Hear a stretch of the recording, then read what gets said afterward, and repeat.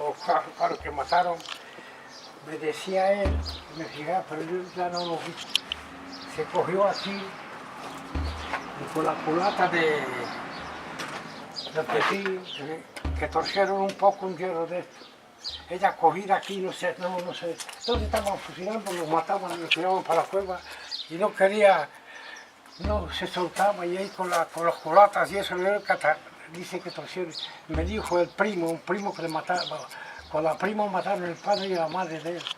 Y dice, fíjate en la puerta del cimbero, pues yo también venía y eso ya la habían arreglado.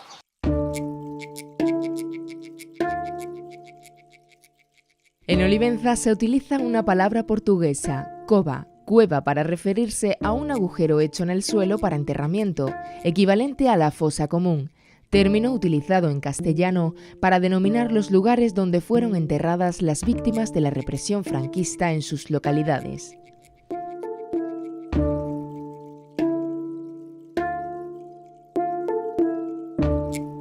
Este campo de trabajo para la recuperación de la memoria histórica de Olivenza ha permitido a sus participantes realizar una experiencia de voluntariado social para ayudar a familiares y víctimas del franquismo a conocer nuestro pasado más reciente. De esta forma, jóvenes de diferentes comunidades autónomas participan en una serie de actividades de investigación histórica, excavación arqueológica, recogida de testimonios orales, junto con otras de carácter cultural y recreativo, todo ello en un ambiente de amistad y solidaridad. Porque esta consejería lleva 15 años trabajando y apostando por la recuperación de la memoria histórica y lo hace además con la participación de gente joven en las actividades de los campos de trabajo. Pues seguramente lo primero de todo porque es un ejercicio de dignidad y es un ejercicio de recuperación histórica y de recuperación con nuestro pasado. ¿Y por qué lo hacemos con la gente joven o por qué ponemos el acento en que sean los jóvenes precisamente quienes protagonicen esto?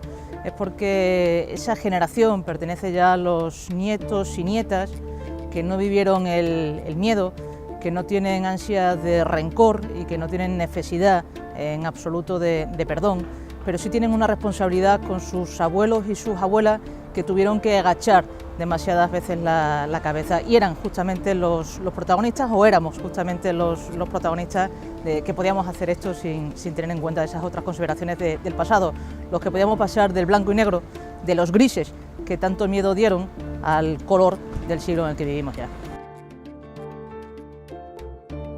Vienen de Andalucía, vienen de Cantabria, de Madrid, de Cataluña y lógicamente extremeños. Y luego tenemos un equipo formado por 3 arqueólogos, más una antropóloga y yo que estoy como director del campo y como historiador.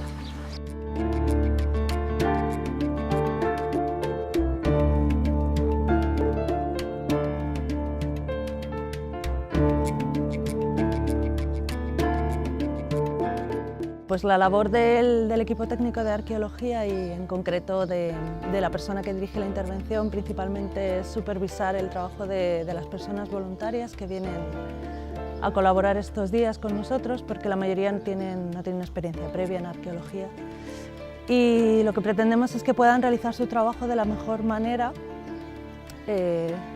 siguiendo los criterios científicos de cualquier intervención arqueológica y que disfruten de la experiencia, pero sin abandonar esa parte de la metodología arqueológica que tiene que tener cualquier intervención.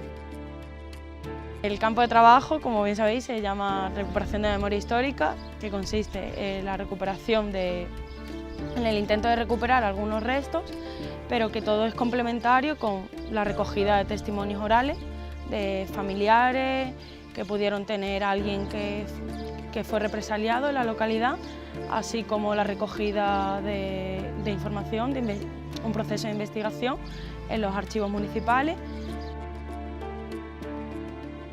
Un sujeto necesita memoria para construir su identidad y como sujeto colectivo pues necesitamos recordar, necesitamos esa memoria para constituirnos en un sujeto colectivo, en una comunidad. Y desde ese punto de vista, para mí este es el sentido que tiene lo que hacemos.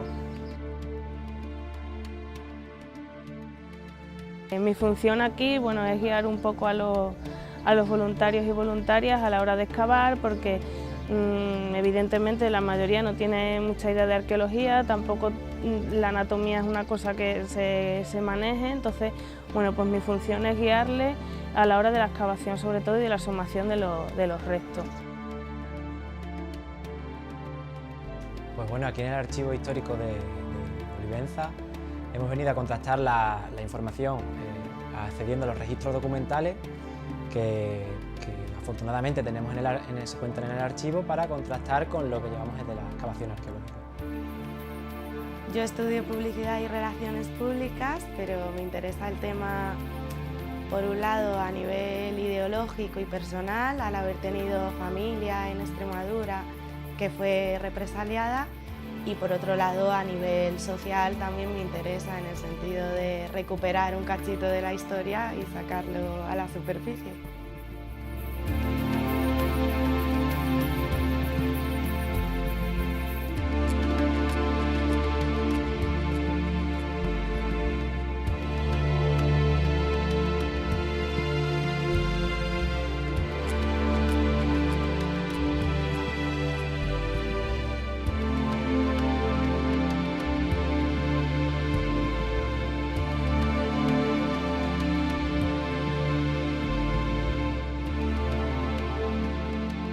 Esta era la casa del pueblo. Por eso que la tiraron, se cayó y desaparecieron los papeles y ahí.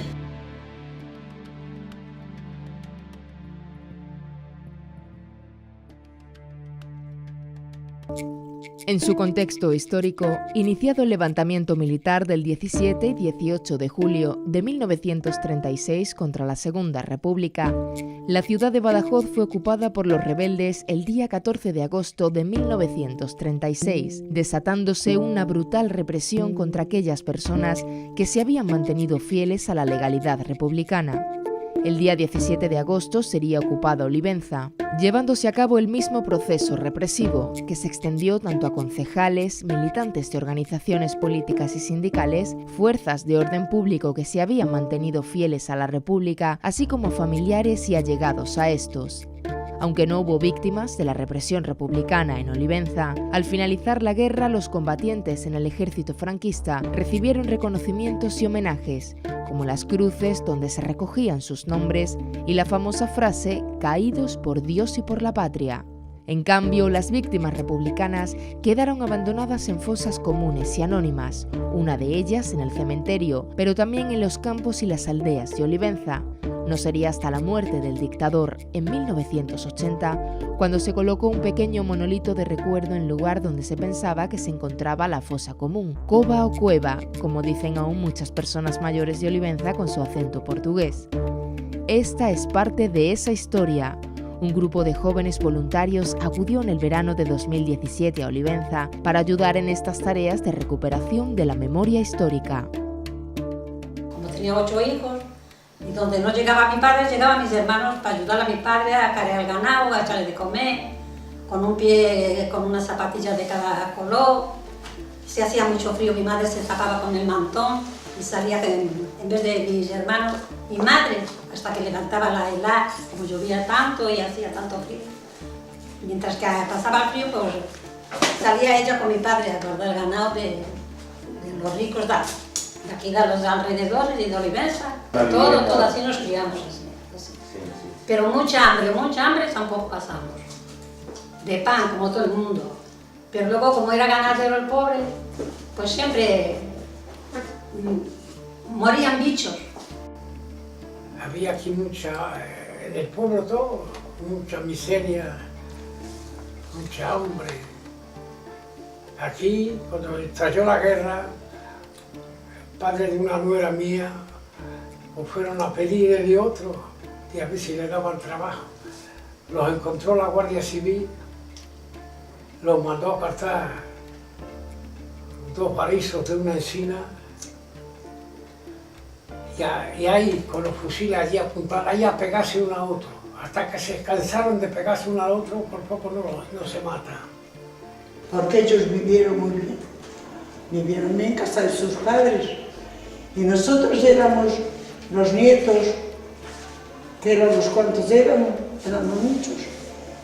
Y mi abuela María, compraba suero, ¿tú sabes lo que es el suero? Sí. De los quesos. Y en la puerta de la calle, llegando este tiempo, un baño así, de suero, con pan picado. Y aquí daban de enseñar a los nietos. Ahí enseñábamos. Y el alcalde vivía ahí por abajo, por aquí, 3 casas más abajo el alcalde, dice. Porque querían darle fuego a la cárcel, con los presos dentro. Pero el alcalde no consintió y el alcalde se puso que eso era un crimen horroroso de matar a la gente así. Tenían allí gasolina y tenían todo preparado. Pues al alcalde no le hicieron nada. ¿Cómo se llamaba el alcalde? Ignacio Rodríguez. Este hombre, que era alcalde socialista, tenía, no sé si habéis ido al castillo, en el patio del castillo, donde está el museo, 190 y tantos presos de derecha. Y la verdad tenían previsto, pues bueno, con lo que estaba pasando en Badajoz, tenía previsto hacer también por parte de la izquierda una ejecución, pero pasaba un día y otro día y no se hacía nada.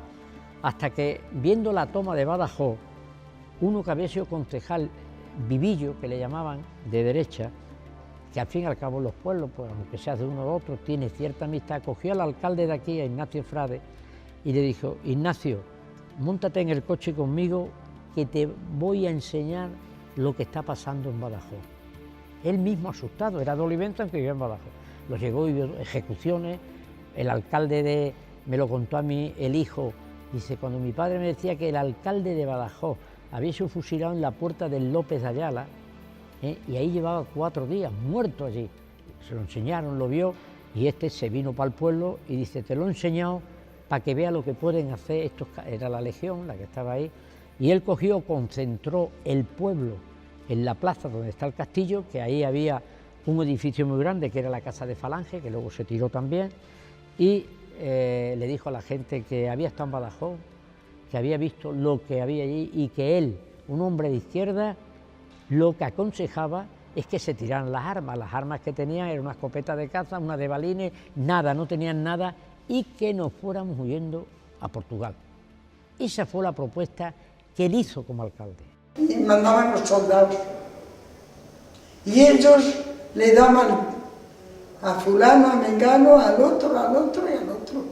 Claro, los soldados iban, los llevaban, los mataban. Si no, mataban allí en el museo, si no en la cárcel. Era el sitio en el cementerio.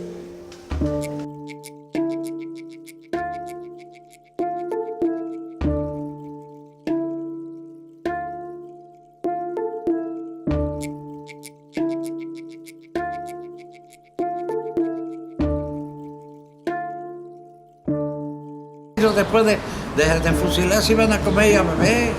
Ellos siempre se iban a... Ya hay que ser criminales.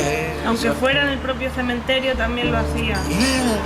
Lo hacían fuera, ellos los fusilaban allí fuera y dentro también. ¿Sabes dónde? Le han dicho dónde estaba la cruz. Sí. Yo la vi de niño, luego ya la han borrado. Y allí también los fusilaban. Esos cómicos estaban haciendo una función en la Casa del Pueblo. La Casa de los Socialistas. Sí. Estaban haciendo una función y tenían los baúles de la ropa. Era solo el matrimonio que venía haciendo las cosas por el pueblo. Como estaba de estado, se llamaba Martina. Y traían 2 baúles y los metieron en la carpintería del Vicentiño, pero era de Antonio del Riso, la casa de Toa. Ahí. Y entonces, porque como hacía la función la Casa del Pueblo, por la gente iban ahí a tomar algo, había un bar ahí, y los socialistas llevaban eso, ¿no? Y entonces la mujer estaba allí trabajando eso, y el marido pues se ponía a leer el periódico, y hombres como el Antonio y el Francisco pues iban a escuchar al hombre leer el periódico. El Vanguardia, me acuerdo mal. El Vanguardia. El Vanguardia. El periódico se llamaba El Vanguardia. Por eso mataron al hombre.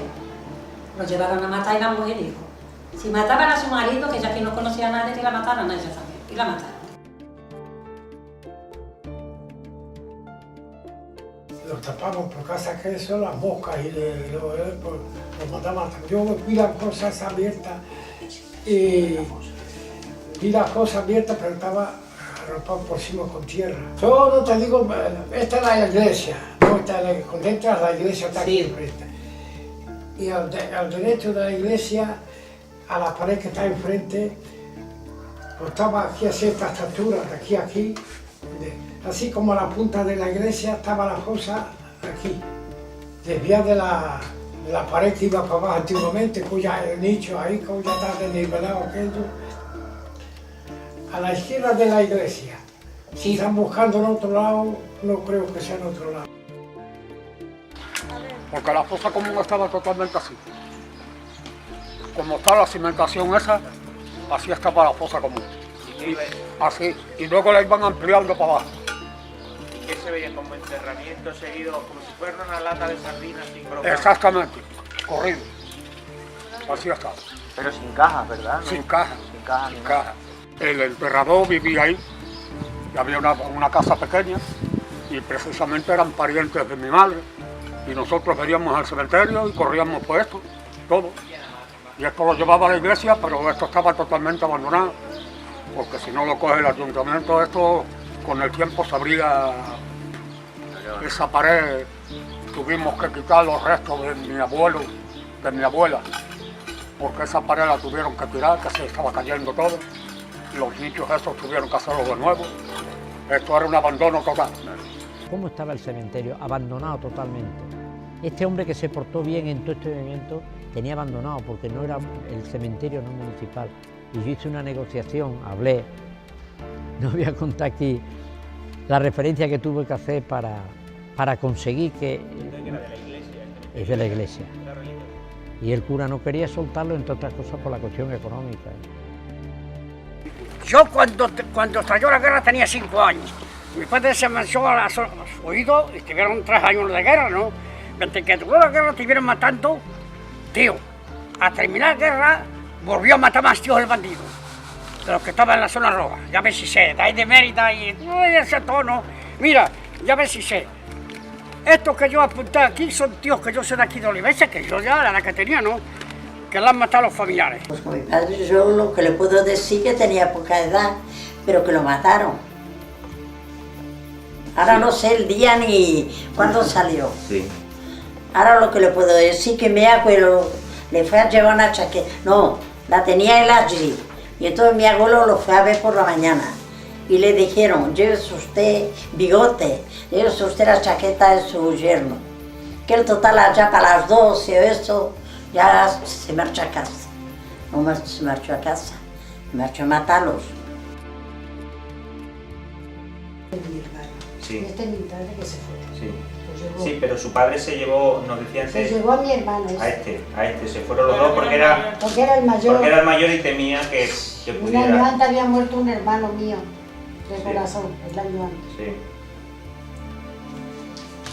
Mi abuelo por parte materna pues fue fusilado y entonces primeramente fue encarcelado en el castillo, aquí, donde también de los cuantos que trajeron de San Benito era un niño que tenía 16 años, el cual luego se convirtió en mi padre, por casualidad.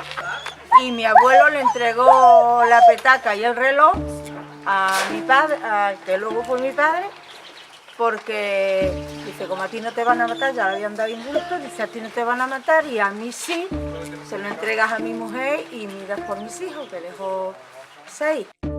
Se llamaba... Se llamaba el Quinito. ¿Cómo? Joaquín, pero de apellido. Martínez era. Sí, Martínez, sí. Ella era la hermana de mi padre, la María Teresa. ¿Y por qué le llamaban el ruso? Hombre, botes. ¿Pero porque era muy de izquierda o era...? No, el ruso era comunista. Era comunista y por eso le llamaban el ruso, ¿no? Sí. No, por eso sería. Ya Miguel el ruso, pero a toda la familia llamaban toda la vida el Miguel el ruso, porque eran comunistas. Él era comunista y tenía 3 hijos y los 3 tenían esa idea.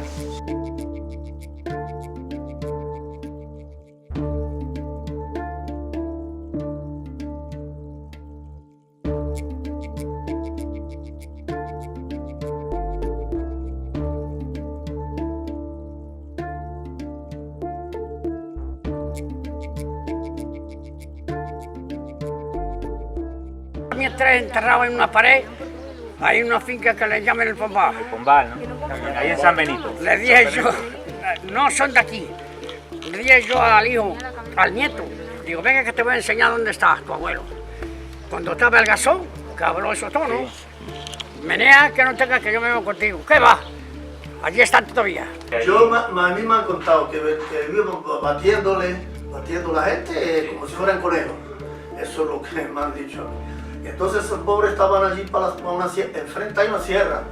Y había jaras o ríos, lo que fuera, y estaban para allí, como íbamos de aquí para allá, entonces salieron corriendo para allá y la Guardia Civil, los que venían del lado del coche, fueron los que mataron a esa gente. Dentro del arroyo, mismo enfrente, dice que están, bueno, puede estar más aquí, más allí, ¿no? Ahí está una curva y baja, la pared baja así.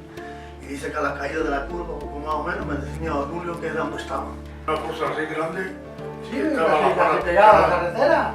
Pegada a la carretera, estaba así, estaba a la parte de la carretera que va... Yo lo cogí, como estaba en trabajo, se lo comuniqué a cura que había los a don Luis. Pero mire que lo que hay aquí, esto que lo tapa la máquina. Bueno, una finca, la Guineta, que le dicen, del lado de acá, sí, me pasa la vendera, y del lado de acá fue donde lo mataron.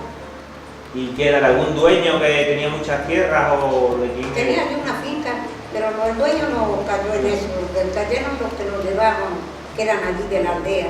¿Y que eran falangistas o...? Falangistas.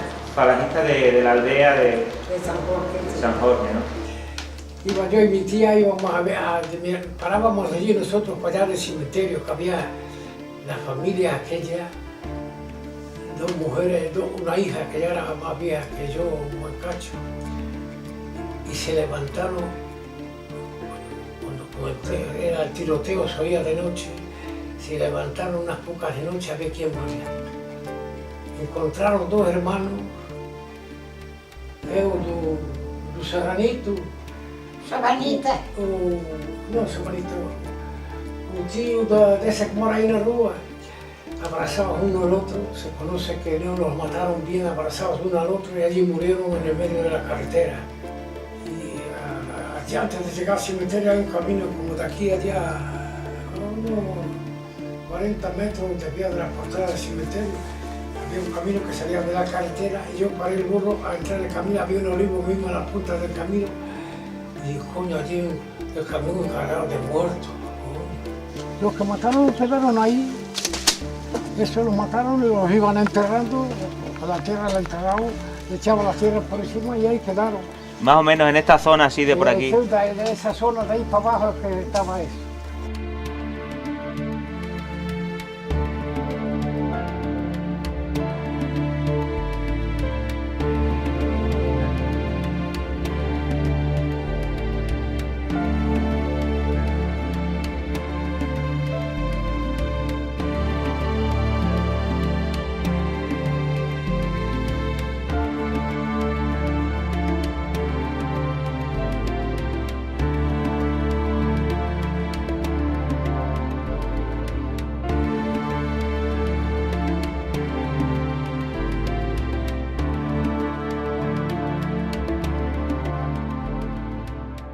Entonces las del Pombal, fue un hermano de María Teresa o Chico, que era soltero, no te lembro el nombre de María Teresa, se llamó Francisco. No recuerdo. Ese lo mataron en el Pombal, Sí, lo he oído siempre. a él y al Castaña viejo, por no quedarse ni donde estaban los hijos y el hombre y los hijos salieron los hijos, no se enteraron.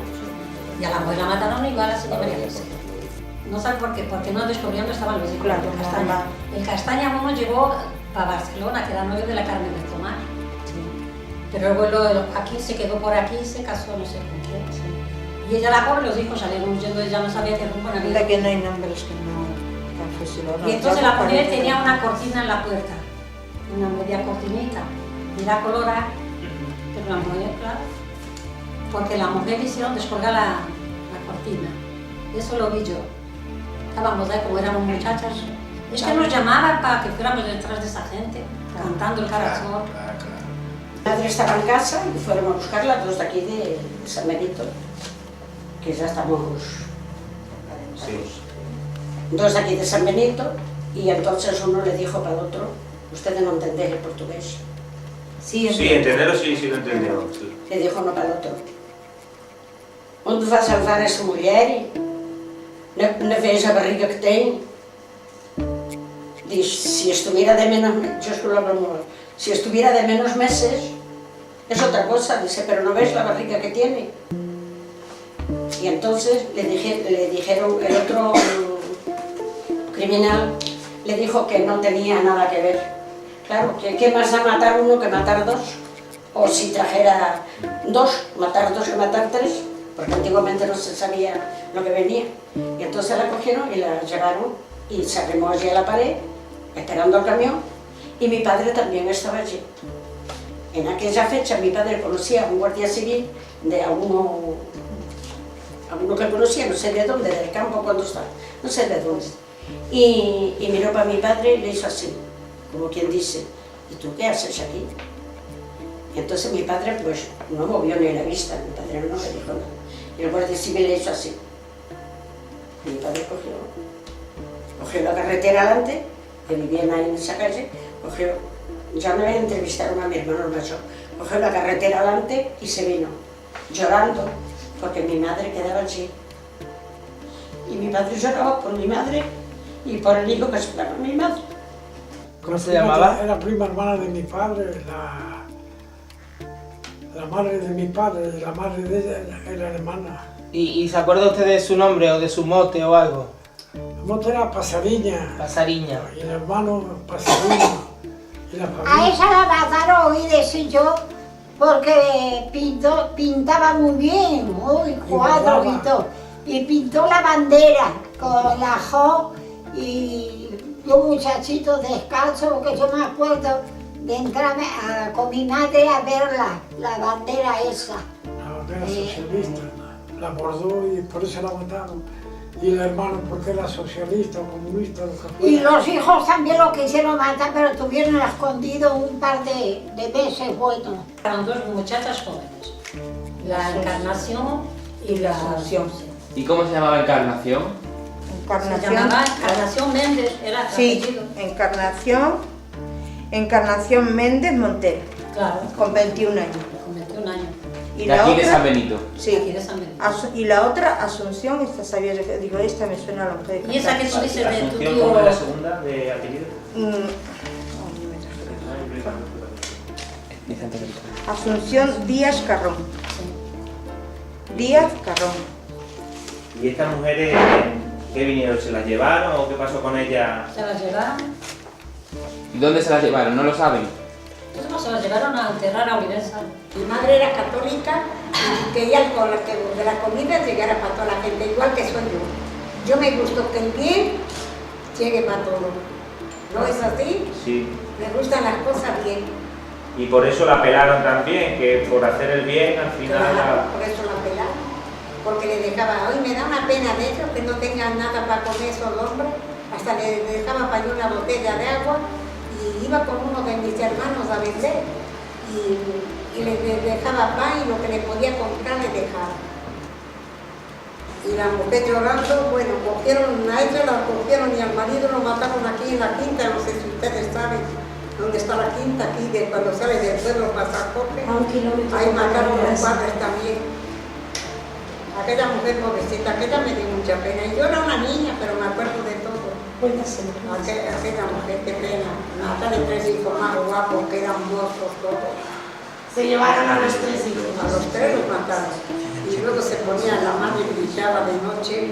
Bandidos, que son unos bandidos, fueron, los trajeron a ellos y ellos los mataron a creo que a Olivenza.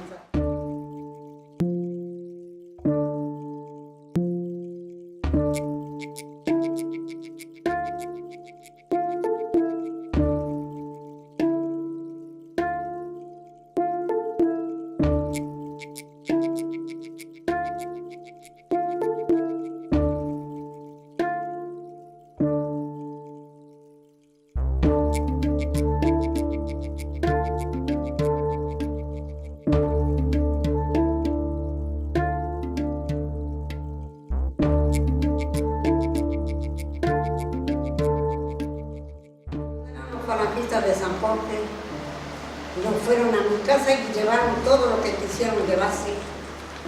¿De alimentos que ustedes tenían allí o qué era lo que se llevaron? Era nuestro, no era de ellos, porque aquello, si nosotros teníamos matarse y teníamos muchas cosas, porque mi padre y mis hermanos todos trabajaban, nosotros no quitábamos nada a nadie, pero ellos iban y lo que podían quitar, quitaban. ¿Y por qué se lo quitaban? Porque... Bueno, porque no había que mandar, en aquel tiempo mandarían ellos, no, porque iban a mi casa y a mi padre le tenía que dar 3 sacos de patatas, llevarse unas cocas de gallina, llevarse los conejos. Aquello no era de ellos, no, era nuestro. ¿O cómo la voy a recordar? De querer un trozo de pan y no tenerlo.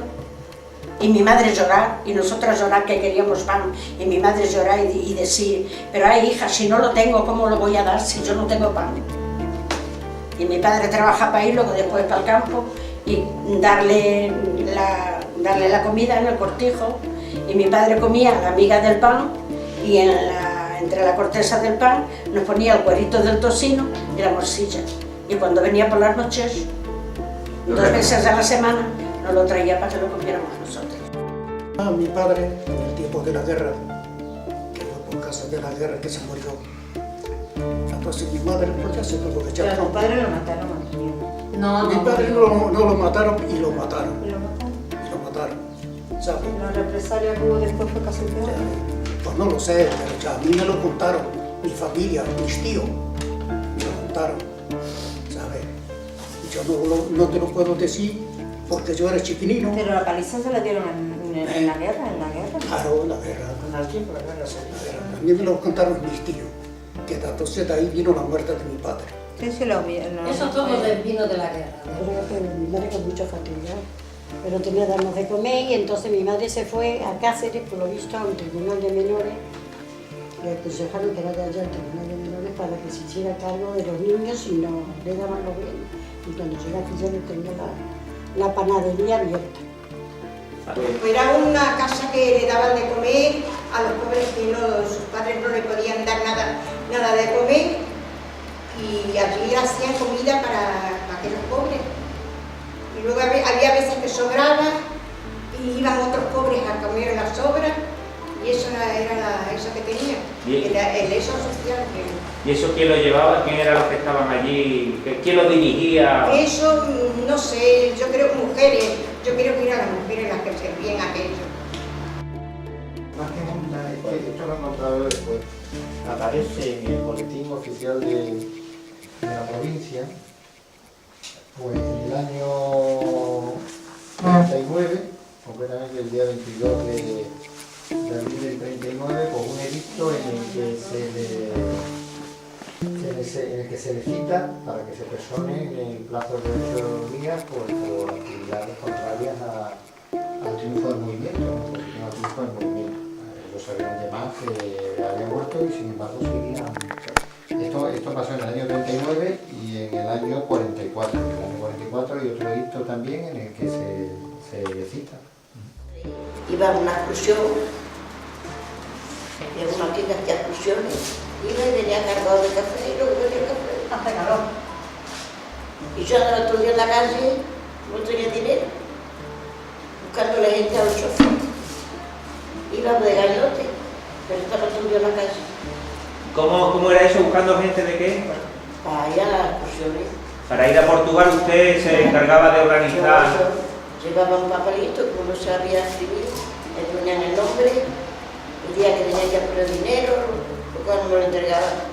Luego decían, anda a la Padua, aquí en Portugal. ¿Qué significaba eso? Habla, sabía, usa la Padua, es tonta, pero mira, que venía de los colombianos.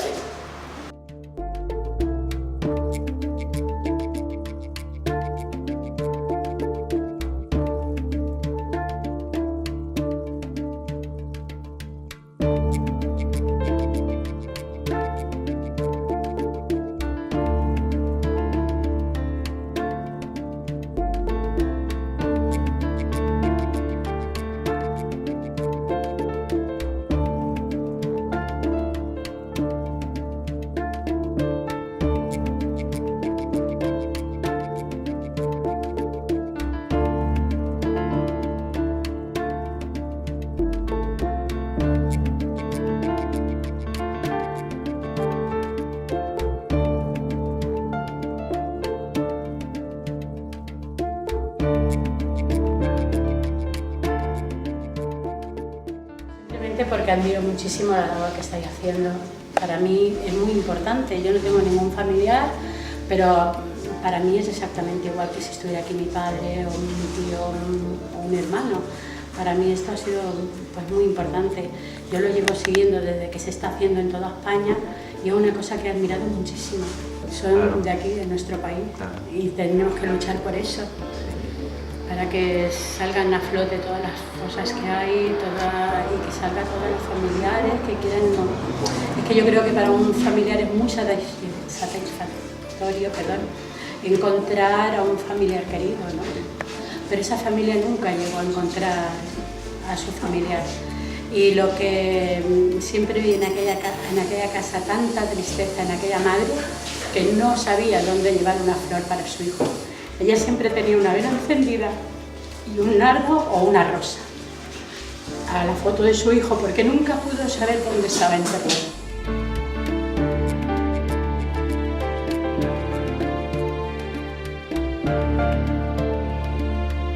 Este campo de trabajo para recuperación de la memoria histórica de Olivenza ha conseguido resultados reconfortantes tanto para los familiares de las víctimas del franquismo como para el grupo de jóvenes voluntarios. La actividad se ha llevado a cabo con 2 sondeos arqueológicos en un lugar determinado dentro del cementerio de Olivenza para intentar delimitar la posible fosa común, aún sin resultado definitivo. Además, se han recabado datos sobre otros posibles lugares donde se cometieron asesinatos e información sobre otras posibles fosas, como la señalada en una finca a las afueras de Olivenza, conocida como el Pombal, entre otras. Unas cifras provisionales fijan en más de 150 las muertes acaecidas por la represión franquista, según los diversos estudios realizados. En esta investigación y con los testimonios orales, también se ha podido comprobar la solidaridad de los habitantes de algunas localidades portuguesas fronterizas próximas para con los refugiados españoles, así como por otro lado el decisivo apoyo logístico y material de las autoridades de la dictadura portuguesa para con las tropas franquistas, facilitando la entrega de centenas de refugiados extremeños para ser fusilados.